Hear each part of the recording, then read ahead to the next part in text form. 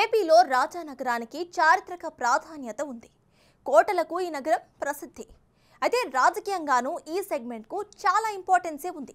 ఇక్కడ గత ఎన్నికల్లో వైసీపీ, టీడీపీ, జనసేన మధ్య త్రిముఖ పోరు కనిపించింది.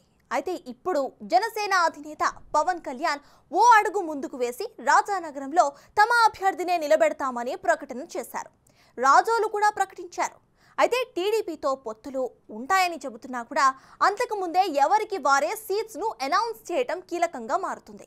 మరి రాజానగరం నియోజకవర్గం ఓటరు నాడి ఎలా ఉందో తెలుసుకునే ముందు 2019 అసెంబ్లీ ఫలితాలను ఇప్పుడు ఒకసారి చూద్దాం.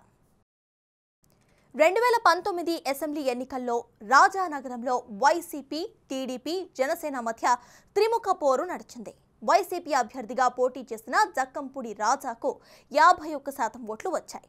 ఆయన ఘన విజయం సాధించారు. అటు టీడీపీ నుంచి పోటీ చేసిన పెందుర్తి వెంకటేష్కు 33% ఓట్లు మాత్రమే వచ్చాయి. ఇక జనసేన అభ్యర్థి రాయపు రెడ్డి చిన్నాకు 12% ఓట్లు వచ్చాయి. పెందుర్తి వెంకటేష్ గతంలో 2 సార్లు ఎమ్మెల్యేగా పనిచేయటం సహజ వ్యతిరేకతతో ఓడిపోయారు. అదే సమయంలో జనసేన కూడా వేరువేరుగా పోటీ చేయటం ఓట్ షేర్పై ఎఫెక్ట్ చూపించింది. ఇటు జక్కంపూడి రాజా వేవ్, జగన్ వేవ్ కలిసి వచ్చి భారీ మెజారిటీతో గెలిచారు. మరి ఈసారి ఎన్నికల్లో రాజానగరం సెగ్మెంట్లో రాజకీయం ఎలా ఉండబోతుందో big TV exclusive detailed election సర్వేలో వెల్లడైన అభిప్రాయాలను ఇప్పుడు పరిశీలిద్దాం. ఇప్పుడు క్యాండిడేట్స్ యొక్క బలాబలగాలను చూద్దాం. ముందుగా జక్కంపూడి రాజా. అయితే జక్కంపూడి రాజా యొక్క ప్లస్ పాయింట్స్ను ముందుగా పరిశీలిద్దాం.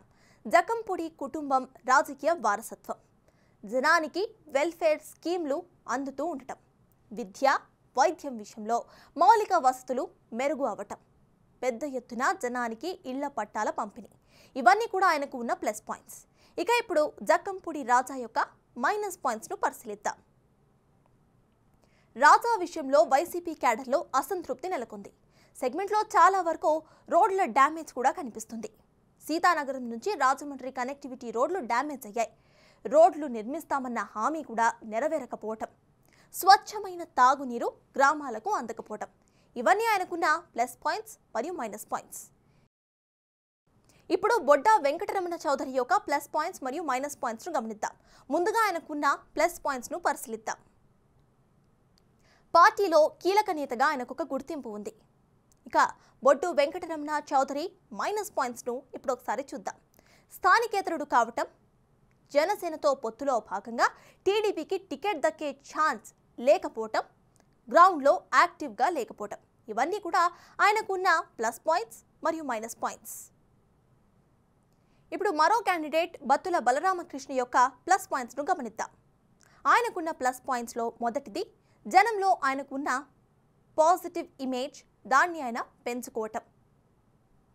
ఇక ప్రజల్లో గత 5 ఏళ్లుగా నమ్మకం కలిగించటం, ప్రజా సమస్యల పరిష్కారంపై చొరవ చూపటం, ప్రజలకు అందుబాటులో ఉండటం, అవసరమైన వారికి ఆర్థిక సహాయాలు అందించడం ఆయనకు ఉన్న పెద్ద ప్లస్ పాయింట్లా కనిపిస్తుంది. ఇక పెందుర్తి వెంకటేష్ మద్దతు ఇచ్చేందుకు సిద్ధమవటం, ఇవన్నీ కూడా ఆయనకు ఉన్న ప్లస్ పాయింట్స్. ఇక వచ్చే ఎన్నికల్లో రాజానగరం నియోజకవర్గంలో ఎవరెవరు పోటీలో ఉంటే ఫలితాలు ఏ విధంగా వచ్చే అవకాశం ఉందో ఇప్పుడు ఒకసారి పరిశీలిద్దాం. మొదటిగా జక్కంపూడి రాజా మరియు బత్తుల బలరామకృష్ణ మధ్య ఒకవేళ పోటీ నెలకొంటే అక్కడ పరిస్థితులు ఎలా ఉంటాయో ఇప్పుడు చూద్దాం. ఇప్పటికిప్పుడు ఎన్నికలు జరిగితే రాజానగరంలో జనసేన పార్టీకి గెలుపు అవకాశాలు ఎక్కువగా ఉన్నట్లు బిగ్ టీవీ సర్వేలో తేలింది. జనసేన అభ్యర్థి బత్తుల బలరామకృష్ణకు 53% ఓట్లు, వైసీపీకి 44% ఓట్లు, ఇతరులకు 3% ఓట్లు వచ్చే ఛాన్సెస్ ఎక్కువగా కనిపిస్తున్నాయి. ఇక టీడీపీ జనసేన పొత్తు కారణంగా ప్రభుత్వ వ్యతిరేక ఓట్లు చీలకుండా ఉండటం జనసేనకు పెద్ద ప్లస్ పాయింట్ అవుతుంది. పవన్ పార్టీకి రాష్ట్రంలో ప్రాధాన్యం పెరగటం, బత్తుల బలరామకృష్ణ నాయకత్వంపై జనంలో నమ్మకం పెరగటం, ప్రభుత్వ వ్యతిరేకత కూడా కలిసి వస్తూ ఉండటం, రాజానగరంలోని టీడీపీ కీలక నేతలైన పెందుర్తి వెంకటేష్, బొడ్డు వెంకటరమణ చౌదరి సపోర్ట్ ఇస్తూ ఉండటం జనసేన అభ్యర్థి గెలుపు అవకాశాలను పెంచుతున్నట్లు సర్వేలో వెల్లడైంది. ఇక మరోవైపు ఈ సెగ్మెంట్లో అభివృద్ధి కూడా సరిగ్గా జరగకపోవడం, ఉద్యోగ ఉపాధి అవకాశాలు లేకపోవడం అధికార పార్టీ అభ్యర్థికి మైనస్గా మారుతోందని జనం అభిప్రాయంగా తేలింది.